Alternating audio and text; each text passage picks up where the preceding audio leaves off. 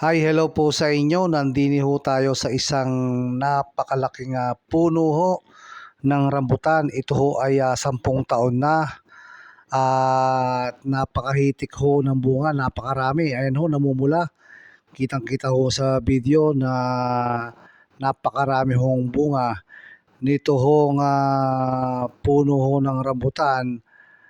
At ayan ho, ang aking mga kasama, nangunguha ho. Ayan ho, nanunungkit yung isang kasama ko ho.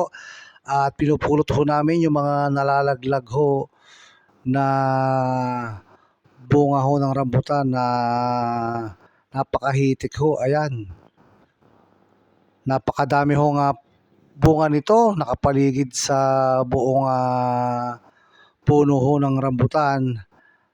Talaga naman hong, ayan, namumula talaga, nakakatuwa ho at maka-experience na manguha ho ng matamis na bunga ho ng rambutan. Ayan ho, namumula.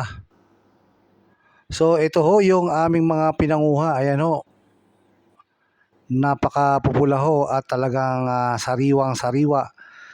At ito hong rambutan na ito ay napakarami hong sustansya ho o benepisyo sa katawan.